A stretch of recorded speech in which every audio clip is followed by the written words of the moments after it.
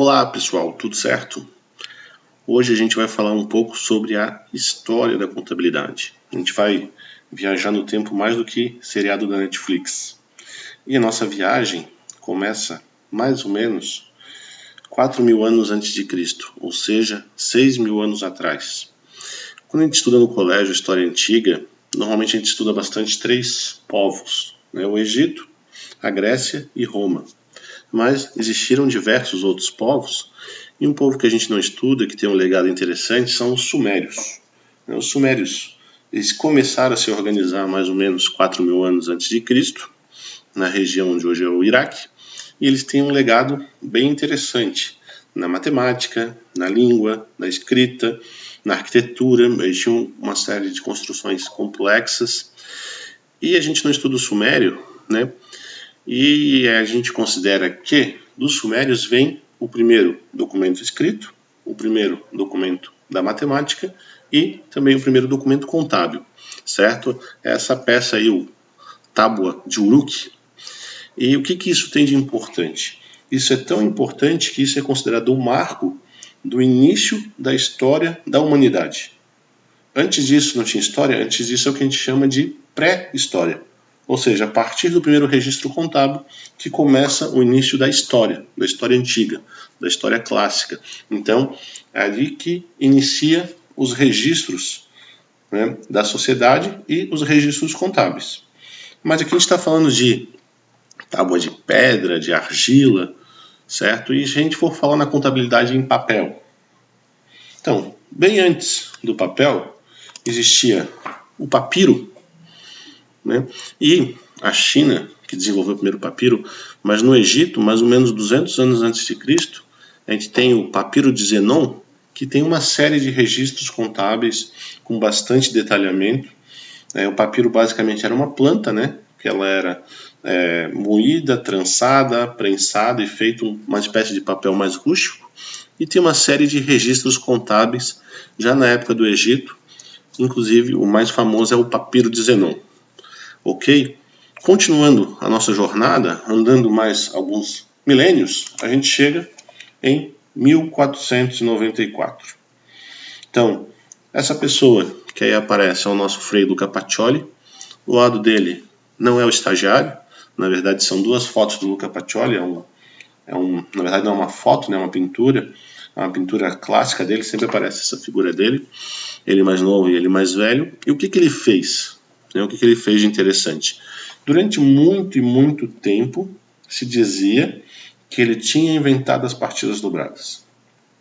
Hoje já se sabe que isso não é verdade. Já foram encontrados documentos mais antigos com partidas dobradas. Então ele não fez nada? Não, ele fez uma coisa muito importante. Ele fez o primeiro livro ensinando a fazer contabilidade. Era um livro de contabilidade? Não, era um livro de matemática. Mas esse livro de matemática tinha um capítulo ensinando a fazer partida dobrada, débito e crédito. E o que isso tem de tão importante? Tá?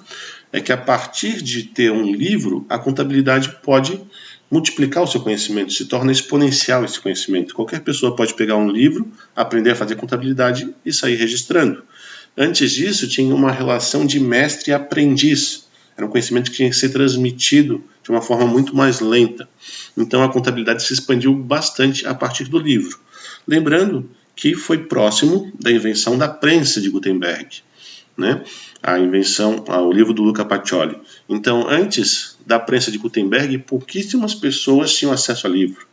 Então, a partir da prensa de Gutenberg, se multiplicou os livros e foi uma expansão do conhecimento, e o conhecimento contábil na mesma época, né? O Frei Luca Pacioli, ele foi contemporâneo de Michelangelo, Leonardo da Vinci. Todo mundo se conhecia, todo mundo na mesma região, todo mundo na mesma época aí, tá? Uma época bem interessante da sociedade.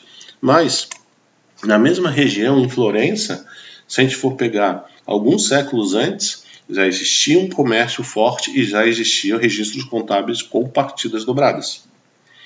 Por que nessa época? Por que nesse local? Não sei, mas por volta nessa época tinha um matemático famoso, Leonardo Fibonacci, e ele começou a difundir bastante os algarismos arábicos, ao invés dos algarismos romanos, que é muito mais complicado fazer registro contábil ou operação matemática com algarismo romano. E o comércio se difundiu, os registros se difundiram e a contabilidade já estava presente alguns séculos antes do Luca Pacioli. Isso aí já está documentado e registrado, certo? Mas, continuando a nossa jornada, alguns séculos depois, a gente chega no século XVIII à Revolução Industrial. E a Revolução Industrial também foi uma revolução para a contabilidade. Por quê? Porque antes era uma relação comercial, né? Como é que a contabilidade comercial trabalha? Estoque inicial mais compras menos estoque final é igual ao custo. A industrial, essa equação não funcionava mais, porque eu pegava matéria-prima, pegava a pessoa, pegava energia, pegava a máquina e criava uma coisa nova, transformava alguma coisa. Nesse contexto surge a contabilidade de custo, inicialmente chamada de contabilidade industrial. Ela surgiu basicamente para quê? Para saber quanto que as coisas custam. Isso é óbvio, né? Como é que a gente chamava isso contabilmente? Mensuração de estoque. Então eu estava fabricando alguma coisa e eu queria saber quanto que aquilo custava. Todas as outras informações de análise, de informação, de contabilidade gerencial, de markup, preço de venda vieram a posterior. Mas a ideia inicial era mensuração de estoque. Nessa época, a contabilidade ela ganha em sofisticação, começa a discutir princípios contábeis, teoria da contabilidade, e a contabilidade começou a ser tratada, já pelos teóricos, como uma ciência. Até esse momento, a contabilidade era só uma técnica de registro comercial. A partir do século XVIII, começa a se discutir contabilidade enquanto ciência. Então, foi importante também para a ciência contábil esse momento. Agora, no século XIX, final do século XIX e início do século XX, a sociedade começa a mudar. A gente tem aí, nessa época, energia elétrica, automóvel, mudança da relação do petróleo. Então, a gente já tinha firmas grandes antes disso, a gente já tinha bancos há muito tempo, lá desde os babilônicos, só que a relação social era diferente. O banco emprestava dinheiro porque conhecia uma família da pessoa, conhecia a pessoa, sabia se ela era boa ou não. Só que a partir do século XIX, final do século XIX, início do século XX, começou a ter muitas empresas grandes, começou a ter auditorias independentes, começaram a surgir SAs. Então essa relação do banco mudou. A partir desse momento, quando você ia pedir um empréstimo no banco, o banco começou a dizer assim, pode ser, me traz o teu balanço. Se perdeu essa relação social, eu não sabia mais se a pessoa era de uma boa família, uma família que tinha renda e bens. Eu queria analisar o balanço, né? Ficou uma relação mais empresarial do que a relação familiar que existia antes. E nessa época que surge muito dos índices de análise de balanço que a gente utiliza até hoje, liquidez corrente, rentabilidade, vem desse período aí, certo? Então foi um período bastante importante para consolidar a contabilidade para novos usuários.